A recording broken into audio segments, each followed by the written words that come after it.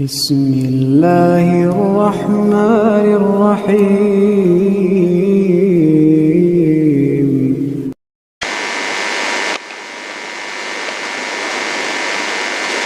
الحمد للہ نحمده ونصلي ونسلم على رسوله الكريم اما بعد فاعوذ باللہ من الشیطان الرجیم بسم اللہ الرحمن الرحیم وَلِلَّهِ عَلَى النَّاسِ حِجُّ الْبَيْتِ مَنِ اسْتَطَاعَ إِلَيْهِ سَبِيلًا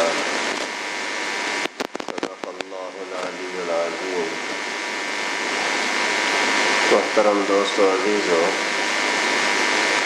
اللہ رب العالمین نے جو عبادتیں انسانوں کو پر فرض بتلائی ہیں، فرضیت کے طور پر مقرر فرمائی ہیں، یعنی ان کے اندر کوئی کسی طرح کی رعایت نہیں ہے، جن کو اسلام کا بنیاد بتلایا جاتا ہے۔ خود رسول اللہ صلی اللہ علیہ وسلم نے فرمایا بنی الاسلام علی خمس، اسلام کی بنیاد 5 چیزیں ہیں۔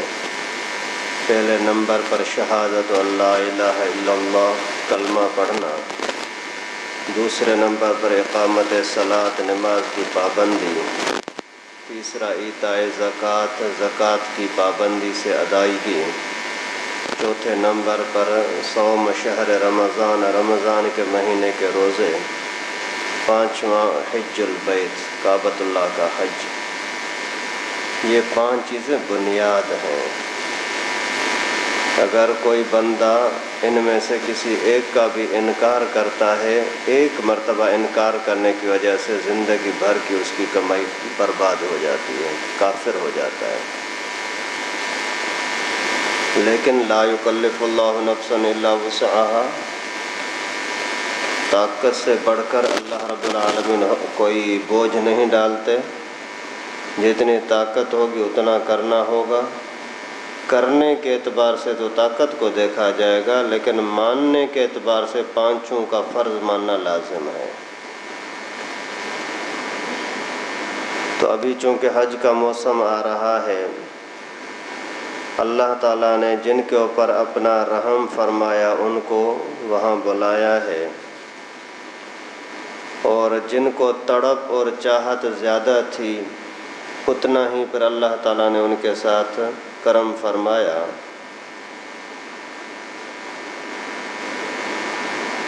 کعبۃ اللہ کی زیارت یا پھر حرمین کی طرف جانا، اس کے لیے علماء نے لکھا ہے نہ پیسے کی ضرورت ہے، نہ دنیاوی وسائل کی ضرورت ہے، صرف محبت کی ضرورت ہے۔ محبت جتنی زیادہ ہوگی اتنا ہی آسانی کے ساتھ اللہ رب العالمین آپ کو وہاں لے جائیں گے۔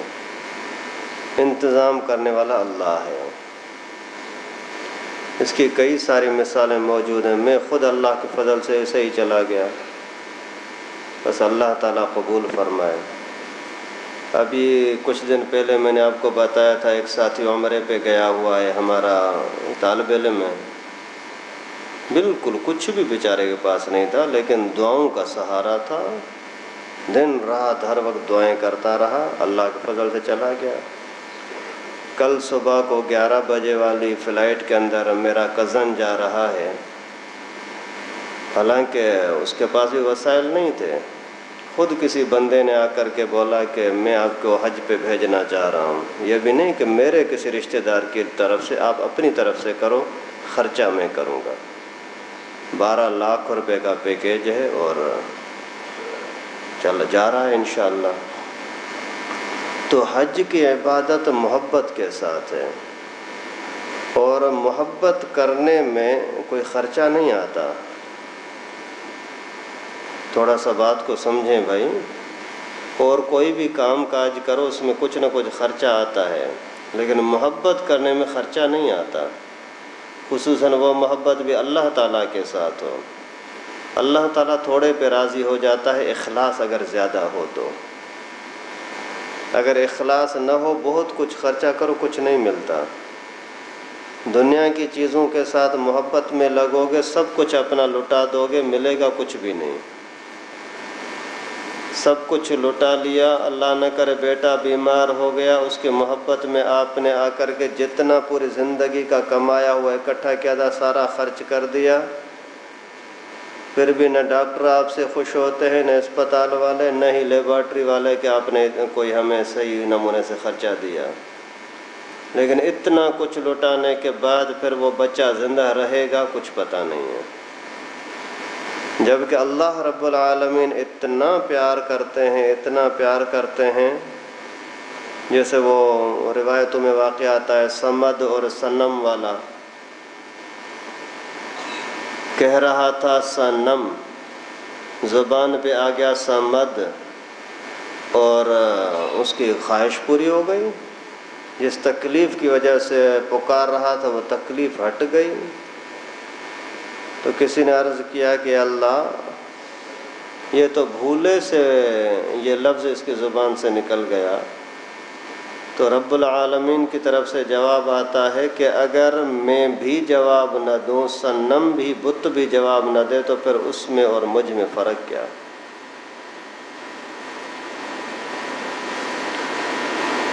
تو اللہ تعالیٰ کے ساتھ محبت کرو، محبت کا کوئی خرچہ نہیں ہے، انعام بہت زیادہ ہے۔ جیسے ایک حدیث شریف میں آتا ہے کہ جب بندہ اللہ تعالیٰ کے ساتھ محبت کرنے لگتا ہے تو پھر اللہ تعالیٰ جبرائیل کو بلاتے ہیں، جبرائیل ادھر آؤ، یہ بندہ ہے نا یہ میرے ساتھ محبت کرتا ہے، میں اس کے ساتھ محبت کرتا ہوں۔ سبحان اللہ، اللہ تعالیٰ محبت کرنے لگتے ہیں۔ پھر جب اللہ تعالیٰ کی محبت شروع ہو گئی نا، پھر کیا ہوتا ہے کہ اس پوری دنیا کے اندر سب سے جو نظام چلانے والے ہوتے ہیں، جن کو اللہ تعالیٰ نے ان کی ڈیوٹی پر مقرر کیا ہے، وہ فرشتے ہوتے ہیں۔ بارش کو چلانا، ہوا کو چلانا، موت کے فرشتے اور اس طرح رزق کے فرشتے، یہ سارا نظام اللہ تعالیٰ نے ان کا جو حکومت، اللہ تعالیٰ کی حکومت کا نظام ہے، یہ فرشتوں کے حوالے ہے۔ تو فرشتوں کا جو سردار ہے حضرت جبرائیل علیہ السلام، اس کو بلا کر کے فرماتے ہیں کہ جبرائیل، یہ بندہ میرے ساتھ محبت کرتا ہے، میری اس کے ساتھ محبت ہے، اور بس بات یہاں تک نہیں، پھر حکم دیتے ہیں کہ تو بھی اس کے ساتھ محبت کر جبرائیل۔ پھر جبرائیل آ کر کے اعلان کرتا ہے کہ فلاں بندے کے ساتھ اللہ رب العالمین محبت کرتا ہے، میں محبت کرتا ہوں، تم بھی محبت کرو۔ لیکن یہ اتنا بڑا انعام حاصل کرنے کی قیمت کیا ہے؟ دل ہی دل میں مفت کی محبت، دل ہی دل میں مفت کی محبت۔ اللہ تعالیٰ کے ساتھ محبت کرو تو پھر اللہ تعالیٰ آپ کے ساتھ محبت کرنے لگیں گے۔ جب اللہ کی محبت مل گئی تو سب کچھ خود بخود مل جائے گا نا۔ تو حرمین کی طرف جانے کے لیے محبت چاہیے بھائی، جتنی محبت اور اخلاص زیادہ ہوگا اتنا ہی اللہ تعالیٰ آسانی کے ساتھ آپ کے لیے راستہ بنائیں گے۔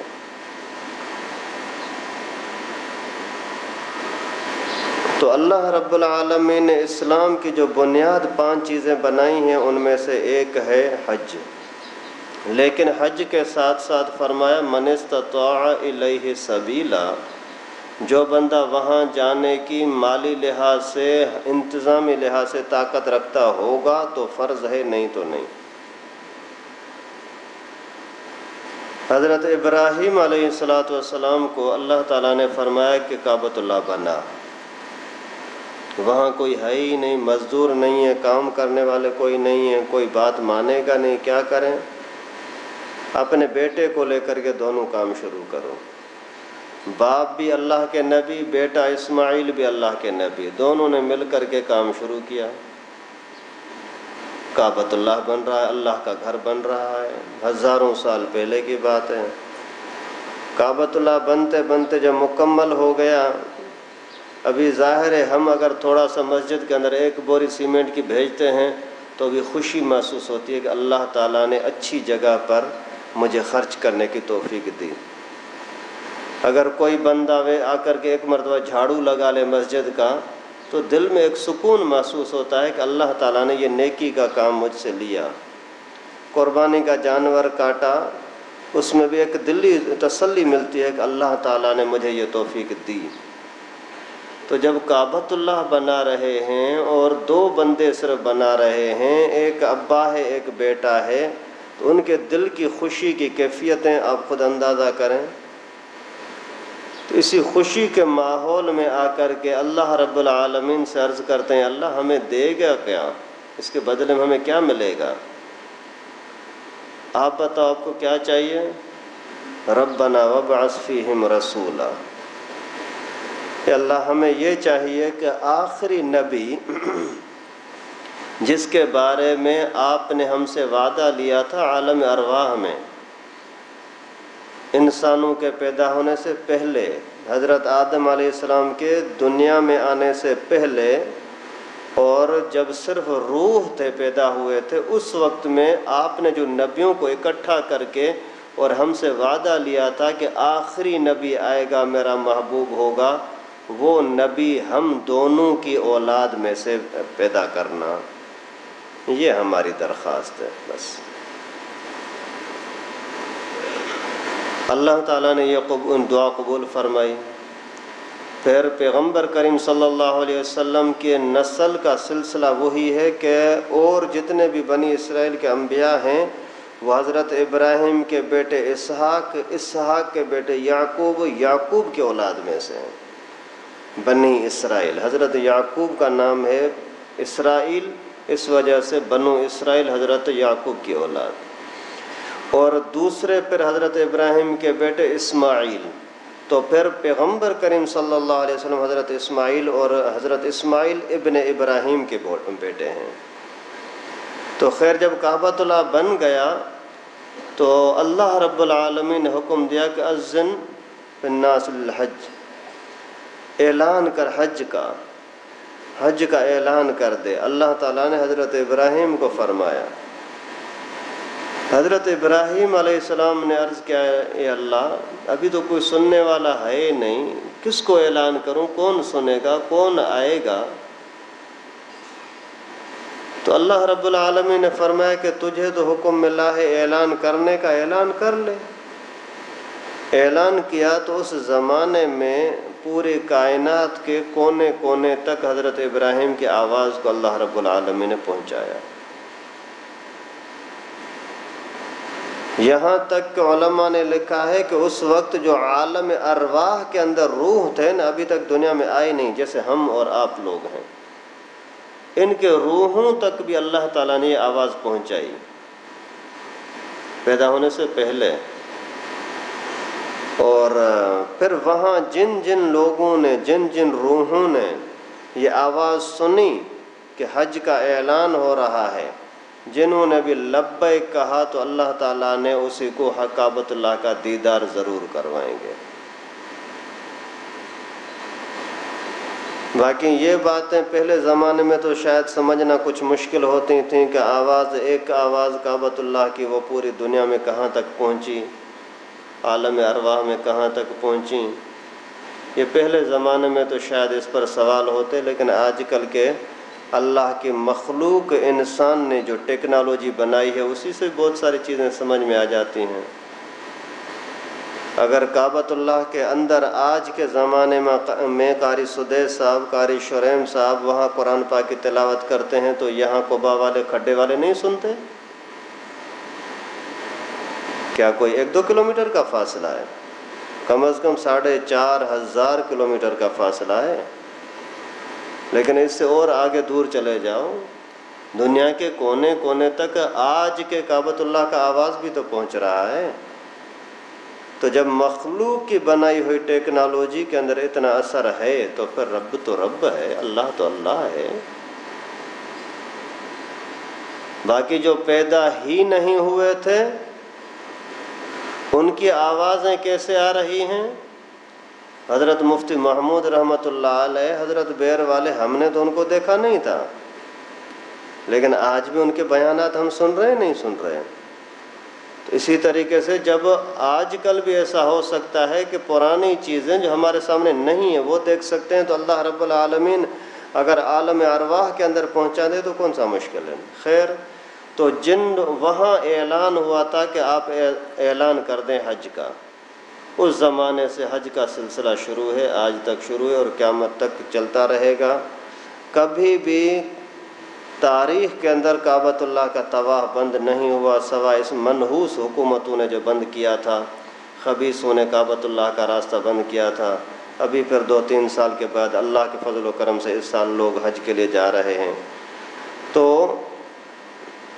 یہ حج کی عبادت کے لیے تیاری کرنا، ہر وقت جذبہ شوق رکھنا کہ اللہ مجھے توفیق دے میں بھی جاؤں، یہ ہر مسلمان کے اوپر لازم ہے۔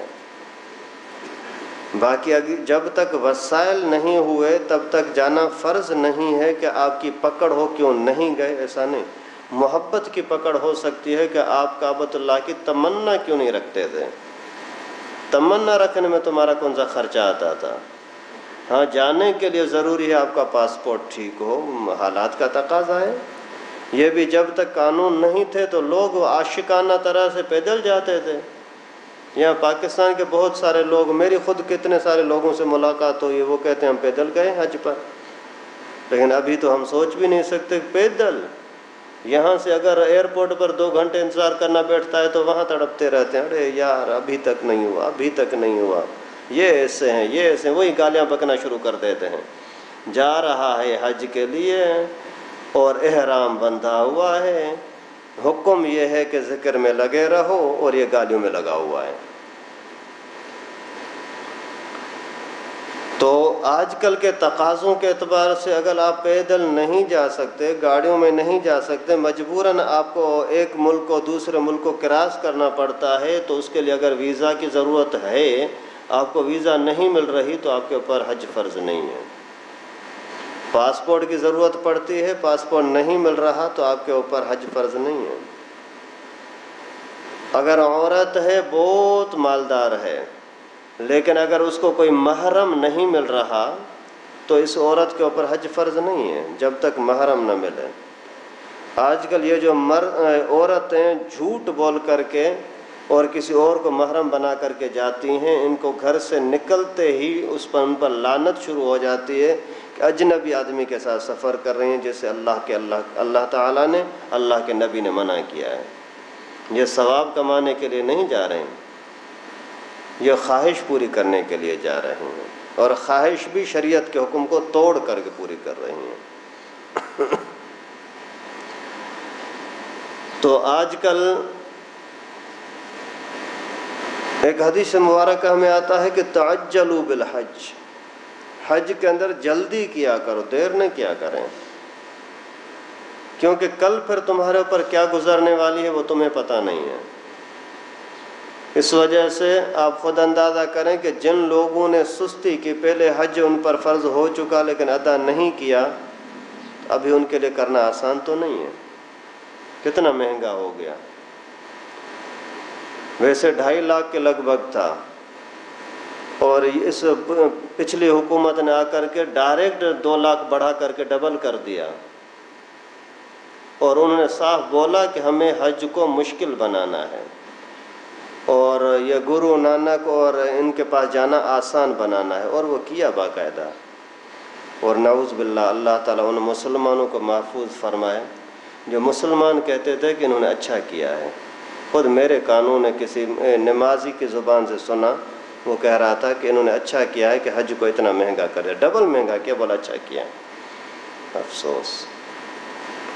اور ابھی بھی ان ظالموں کی پالیسی یہ تھی کہ 12 لاکھ کا ہونا چاہیے، پھر ایک مولوی آ گیا اسی سیٹ پر تو اسی نے پھر کھینچ کر کے کم کر کے 7 ساڑھے 7 تک لے آیا۔ خیر، تو جن لوگوں کے اوپر پہلے فرض ہو چکا وہ 2 لاکھ میں 2.5 لاکھ میں کر سکتے تھے، اور اپنی سستی کی وجہ سے، لاپرواہی کی وجہ سے نہیں کیا، آج نہیں اگلے سال، پھر اگلے سال، اس طریقے سے ٹال مٹول کرتے آئے تو فرض ہو چکا ہے تو ابھی کرنا پڑے گا۔ اگر نہیں کیا تو اس کی موت منافقانہ ہوگی، اس کی موت مسلمانوں والی شمار نہیں ہوتی۔ حدیث مبارکہ میں آتا ہے کہ جس کے اوپر حج فرض ہوا، حج نہیں کیا تو وہ یہودی نصرانی ہو کر کے مرے، اللہ تعالیٰ کو کوئی پرواہ نہیں ہے۔ نعوذ باللہ، کتنی خطرناک بات ہے۔ ابھی آپ مسئلے کو سمجھ لیں، بھلے کسی مفتی سے کہیں سے بھی جا کر کے پوچھ لیں، اگر آپ کے اوپر ایک مرتبہ حج فرض ہو چکا تھا اور آپ نے نہیں کیا، ابھی آپ کو لازماً کرنا ہوگا، اپنے پیسے نہیں ہے، قرضہ لے کر بھی کرنا ہوگا۔ ویسے اگر شروع میں آپ کے پاس پیسے نہیں ہیں، فرض بھی نہیں ہے، نہ جاؤ، بھلے نہ جاؤ، لیکن فرض ہو چکا نا، ابھی یہ قرضہ ہے، یہ دینا پڑے گا، بھلے جتنے کا بھی دینا پڑے۔ اگلے سال کے لیے آپ کوشش کریں، ابھی سے پیسے اکٹھا کرنا شروع کریں، کیا بھی کریں، اگلے سال انشاءاللہ آپ، ابھی تو ممکن نہیں ہے شاید، اگر ہو سکتا ہے تو ابھی جائیں بھلے، نہیں تو پھر اگلے سال اپنا سرکاری طور پر جائیں، پرائیویٹ جائیں، کسی بھی طریقے سے پھر وہاں ضرور اپنا حج کریں، ورنہ جتنا خرچہ وہاں آ سکتا ہے نا، اس سے زیادہ بھی اللہ تعالیٰ کو لینا آتا ہے۔ آپ اسی 10 لاکھ سے بھاگنے کے چکر میں پھر 20-30 لاکھ پہ بھی اللہ تعالیٰ آپ سے نکال سکتے ہیں، کوئی مشکل نہیں ہے۔ تو یہ بھی اللہ تعالیٰ کی طرف سے عبادت ہے، اور علماء نے لکھا ہے کہ حج کی عبادت عاشقانہ عبادت ہے۔ سارے وہ مناظر جہاں اللہ کے نبی گھومے ہیں، جہاں اللہ کے نبی وہاں بیٹھتے تھے، سبحان اللہ، پیغمبر کریم صلی اللہ علیہ وسلم کس انداز سے وہاں چکر لگاتے تھے، ہم بھی جا کر وہ نقل کریں گے جیسے پیغمبر کریم نے چکر لگائے تھے۔ اللہ کے نبی نے حجر اسود کو چوما تھا، ہم بھی چومیں گے، اگر رش ہو گیا نہیں چوم سکتے تو پھر پیغمبر کریم نے دور سے اشارہ کر کے ہاتھوں کو چوما تھا، ہم بھی ایسا ہی کر لیں گے۔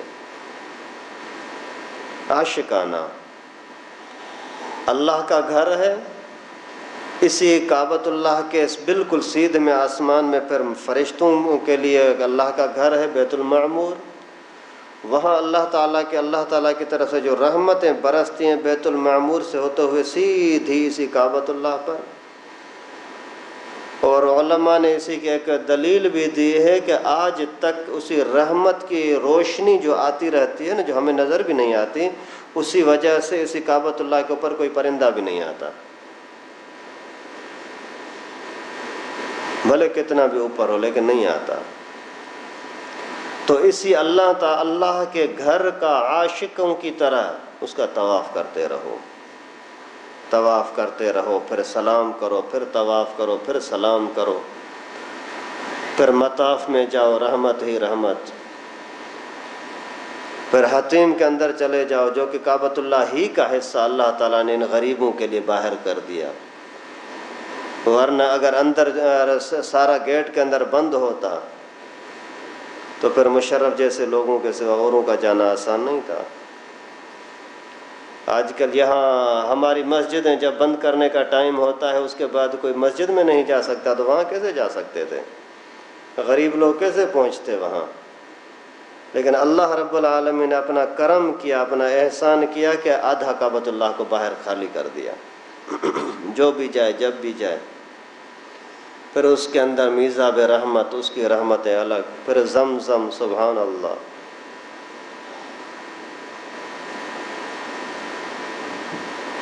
حدیث شریف میں آتا ہے کہ زمزم جس کام کے لیے پیو اس کام کے لیے وہ کام کرتا ہے، جس کام کے لیے بھی کرو۔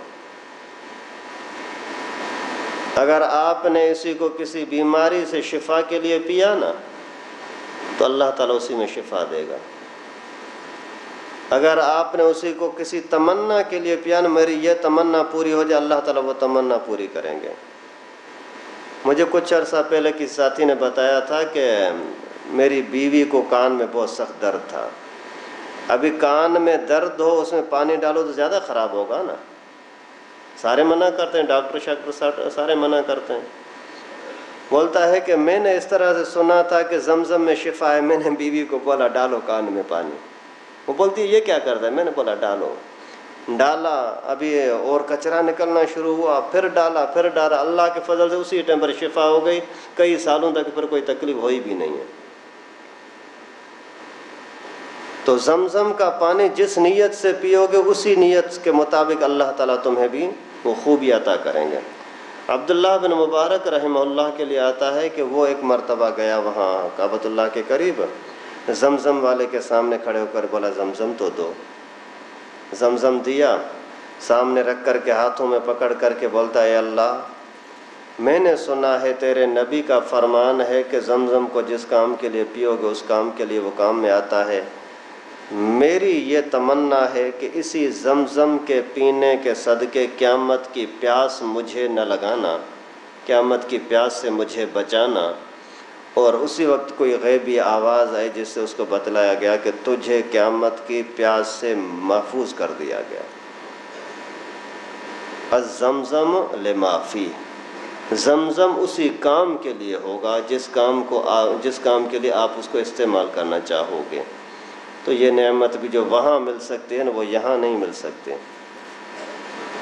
یہاں کوئی حاجی آتا ہے تو وہ بیچارہ لے آتا ہے 5 لیٹر 6 لیٹر 10 لیٹر، 100 بندے 200 بندے کہاں سے پورا کرے گا؟ پھر ظاہر ملاوٹ کرے گا۔ اگرچہ علماء نے یہ فتویٰ دیا ہے کہ اگر ایک قطرہ بھی پانی کے اندر پانی کے اندر زمزم کا آ گیا تو پورے کے اندر زمزم ہی بھاری ہوتا ہے، لیکن ملاوٹ تو پھر بھی ہے نا۔ بھلے گناہ گار نہیں ہوگا، برکت مل جائے گی، لیکن جو خالص زمزم ہے وہ تو یہاں نہیں ملے گا۔ وہاں لوگ جاتے ہیں، ایک قطرہ بھی کوئی اور پانی نہیں پیتے، بس اسی میں لگے ہوئے ہیں، دن ہو رات ہو، ہوٹل میں چلے گئے اسپیشل منرل واٹر ملتا ہے، لیکن اس کے باوجود یہ بولیں گے نہیں ہمیں تو زمزم چاہیے۔ یہ نعمت حاصل کرنی ہے تو بھی وہاں جانا پڑے گا۔ کعبۃ اللہ کو اپنے آنکھوں سے دیکھنا ہے تو بھی وہاں جانا پڑے گا۔ یہاں کعبۃ اللہ کی محبت کی کتنی باتیں کرو، عظمت کی باتیں کرو، وہ کیفیت آپ کے دل میں نہیں آ سکتی جو وہاں جا کر کے دیکھنے میں ہوتی ہے۔ کعبۃ اللہ پر نظر پڑے اور عاشق کی آنکھوں سے آنسو نہ نکلے، یہ نہیں ہو سکتا۔ اور پھر روضہ رسول، سبحان اللہ، اللہ کے نبی صلی اللہ علیہ وسلم کی مسجد میں حاضری، اور حدیث مبارکہ میں آتا ہے جب دور سے میرے اوپر کوئی سلام پڑھتا ہے تو مجھے پہنچایا جاتا ہے، قریب آ کر کے اگر کوئی سلام کرتا ہے تو میں سنتا ہوں اور اس کو جواب دیتا ہوں۔ اللہ، اگر پیغمبر کریم سے سلام کرنا، جواب لینا، یعنی ملاقات ہے نا، یہ کچہری ہو گئی نا۔ اگر اللہ کے نبی صلی اللہ علیہ وسلم کے ساتھ ملاقات کرنی ہے تو پھر یہ پیسے خرچہ کرنا پڑیں گے۔ پیسے نہیں، محبت، جذبے والی محبت کرو، اللہ تعالیٰ خود ہی راستہ بنائیں گے۔ اللہ تعالیٰ ہم سب کے لیے آسانی فرمائے، اللہ تعالیٰ ایسا جذبہ، ایسی محبت نصیب فرمائے جس کی وجہ سے ہم وہاں پہنچنے کے اہل بن جائیں۔ اور ابھی تقریباً بدھ کے دن انشاءاللہ 29 ذی قعدہ ہے، ہو سکتا ہے کہ جمعرات کو پہلی تاریخ ہو جائے، ہو سکتا ہے جمعے کو پہلی تاریخ ہو، واللہ اعلم، اللہ کے ہاتھ میں۔ لیکن جو ساتھی قربانی کرنے کی طاقت رکھتے ہیں وہ تو ہر حال میں کریں، جو نہیں رکھتے وہ بھی تمنا رکھیں، اللہ تعالیٰ مفت میں اجر دے دے، اللہ کے لیے مشکل نہیں ہے، خواہش ضرور رکھو۔ بہت سارے لوگ اللہ معاف فرماتے ہیں، اللہ تعالیٰ معاف فرمائے، مفت میں اپنے آپ کو ذلیل کرتے ہیں، مفت میں اپنے آپ کو جہنمی بناتے ہیں، اللہ تعالیٰ ان کو سمجھ نصیب فرمائے۔ قربانی چلو ٹھیک ہے، آپ کرتے ہو نہیں کرتے ہو خیر ہے، قربانی کرنے والوں کے خلاف باتیں کرنا یہ کیا طریقہ ہے؟ یار چھوڑو، ایسا ایک بہت بڑا آدمی تھا، ابھی مر گیا ہے، اس کا نام لینا اچھا نہیں ہے، وہ کہتا تھا کہ قربانی کر کے جانوروں کو کاٹ کر کے جانوروں پر ظلم نہیں کرو، مجھے پیسہ دے دو تو میں لوگوں کے اوپر خرچ کروں۔ استغفر اللہ۔ یہ ذبح کرنے کے اندر، لوگوں کو گوشت کھلانے کے اندر اس کو تکلیف ہو رہی ہے، اور اس کے جیب میں پیسہ آ جائے، پھر اس کی مرضی ہے جہاں جتنا خرچہ کرے نہ کرے، وہ پھر اس کو اچھا لگتا ہے۔ انسان کو پیدا کرنے والا اللہ، جانوروں کو پیدا کرنے والا اللہ، اگر اللہ تعالیٰ نے حکم دیا کہ ان جانوروں کو میرے نام پر سنت ابراہیمی کے مطابق کاٹ کر کے اپنے رشتہ داروں کو کھلاؤ، تو ان ظالموں کو کیا تکلیف ہوتی ہے؟ سوائے اس کے کہ اپنی آخرت برباد کرنے کے ان کو ملتا کیا ہے؟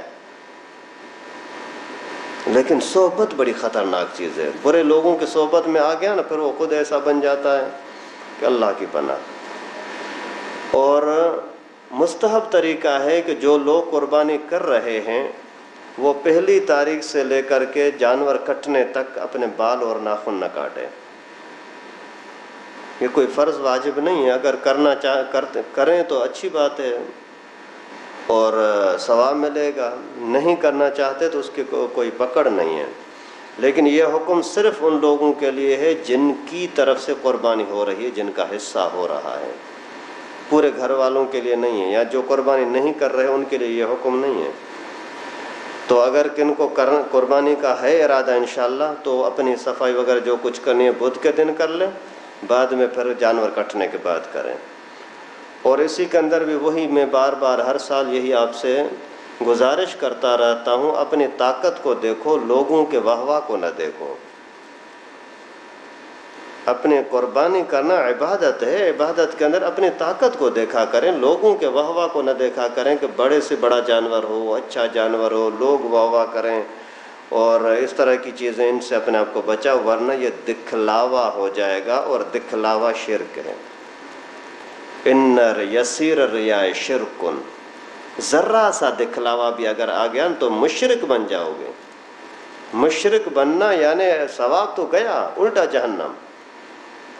اللہ تعالیٰ حفاظت فرمائے، ان چیزوں کا تھوڑا سا خیال رکھیں بھائی، کرنے کی کوشش ضرور کریں، دینے والا اللہ ہے۔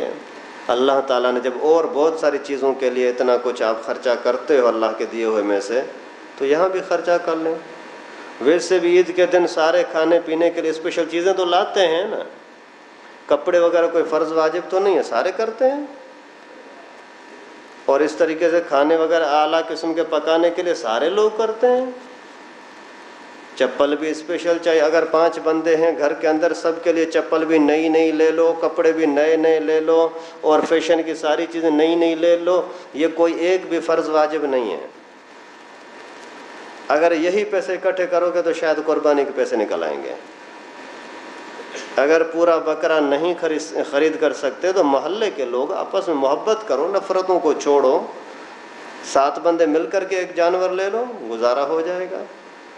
اگر اس میں بھی آپ کا کوئی کام نہیں بن رہا تو پھر دیہات کے اندر بھلے بھیج دیں، جہاں کہیں بھی وقف قربانی ہوتی ہیں وہاں کر دیں، آپ کو قربانی کرنے کا ثواب بھی مل جائے گا انشاءاللہ، اور آپ کا پیسہ بھی کچھ نہ کچھ بچ جائے گا۔ لیکن اس کے اندر پیسہ بچانے کی نیت نہ ہو، نیت یہ ہو کہ میں اللہ کی رضا کے لیے قربانی کرنا چاہ رہا ہوں، لیکن یہاں کے ماحول کے حساب سے میرے پاس اتنی گنجائش نہیں ہے، اس وجہ سے کر رہا ہوں۔ باقی جو مسائل ہوں آپ کے سامنے، وہ کسی بھی مولوی مفتی سے پوچھ کر کے ان پر عمل کریں، خود مفتی نہ بنیں کہ میں تو جانتا ہوں میرا حال کیا ہے۔ آپ کیا جانتے ہو بھائی، آپ کو تو نماز پڑھنا صحیح نہیں آتی۔ ابھی کچھ دن پہلے سے میں نے ایک کام شروع کیا ہے کہ بچوں کو بولتا ہوں رات کے ٹائم پر میرے پاس آیا کرو، کچھ نہ کچھ آپ کو پڑھاؤں۔ ارادہ تو بڑی چیزیں پڑھانے کا تھا، لیکن جو شروعات والا مرحلہ شروع کیا تو کلمہ پڑھنا ہمارے ساتھیوں کو صحیح نہیں آ رہا۔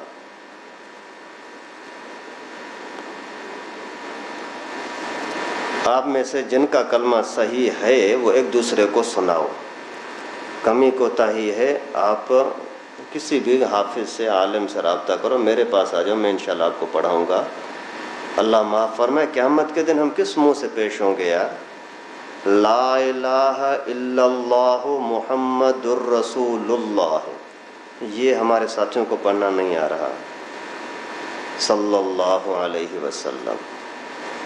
سبحان اللہ، الحمدللہ، ولا الہ الا اللہ، واللہ اکبر، ولا حول ولا قوت الا باللہ العلی العظیم۔ 10 سال سے 20 سال سے نماز پڑھنے والوں کو یہ صحیح پڑھنا نہیں آ رہا اور محنت بھی نہیں کر رہے۔ الحمدللہ رب العالمین صحیح پڑھنا نہیں آ رہا۔